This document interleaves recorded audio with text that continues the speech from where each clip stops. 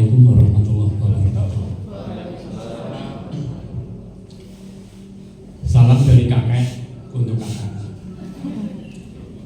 Karena di rumah saya kakek-kakek, tapi kalau di sini saya kakak.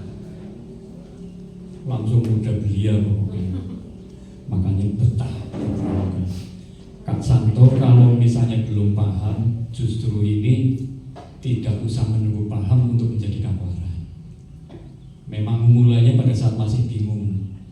Tapi ketika seseorang bingung tidak, paham tidak, inilah tanda-tanda besar ini. Kemudian nanti Kak Santo prajuritnya banyak di bawahnya. Bingung hal bina muda, ada wakat bina muda. Bingung hal anggota dewasanya, ada wakat bina dewasa. Bingung organisasinya, ada wakat orgum dan lain-lain.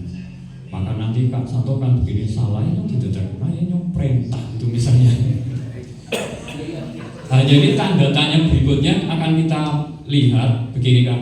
Kak Santo ini orang yang diberi kedudukan terhormat apa orang yang dibunuh? Karena kalau menjadi kedudukannya terhormat pasti yang memilih tanggung jawab pendukung secara aktif. Tapi kalau ya wes orang yang banyak. Nah, inilah menjadi orang yang dibunuh. Maka Kak Santo, moga-moga mereka itu bukan orang yang membunuh Kak Santo. Selamatlah Kak. Walaupun ini jabatan bakti, gajinya besar. Hati-hati ketika pulang dimarahi istri karena gajinya tidak pernah habis. Gaji dari pramuka. Ini langsung bisa mendirikan losmen saya. Itu buktinya. Karena menjadi jabatan bakti yang ikhlas ini, Allah lah yang akan memberi gajinya sebesar-besarnya. Ya, dan moga-moga ini benar-benar ini yang lalu kasus yang biasanya mengenai masus naik gajinya juga bukan hanya sekali, moga-moga lebih dari satu kali. Nah sekalian ini kakak sekalian, di program kerja yang tadi ditetapkan masih akan ada lagi yang belum ditetapkan tetapi harus dijalankan oleh semua. Bahwa Kuartir Nasional itu sudah mewacanakan tahun 2028 semua gugus Jepang terakreditasi nasional. Waduh, gitu kan. Nah waduh ini karena terlihatnya beban dulu apa waduh hebat apa karena itu. Dan tidak ada yang bisa menghindari dan jauh ke depan ini agenda-agenda nasionalnya sudah mulai kuat ininya, kuat pengaruhnya. Sekarang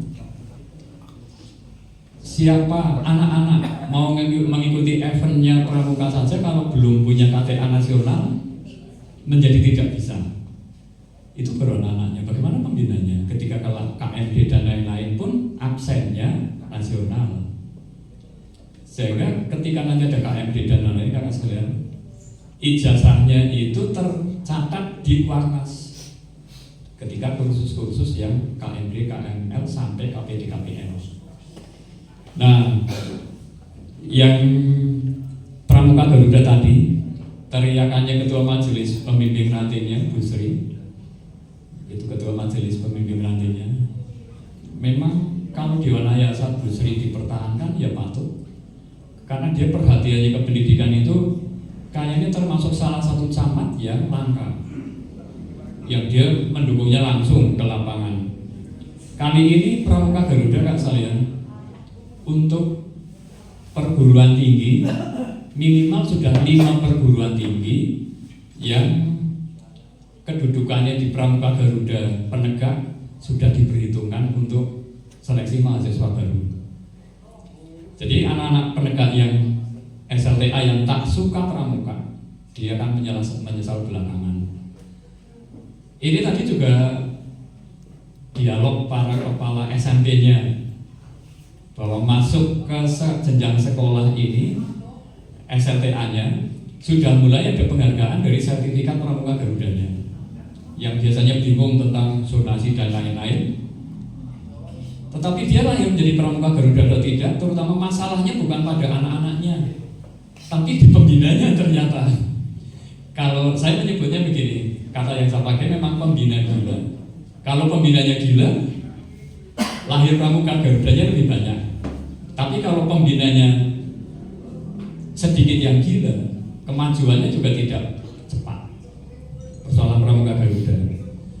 Kemudian untuk Banjarnegara, wilayah atas sebenarnya, saya sangat berharap kelak akan ada seseorang pembina dengan kualifikasi pelatih yang bertambah. Kali ini kelompok atas, domisilinya di atas, dan hanya saya itu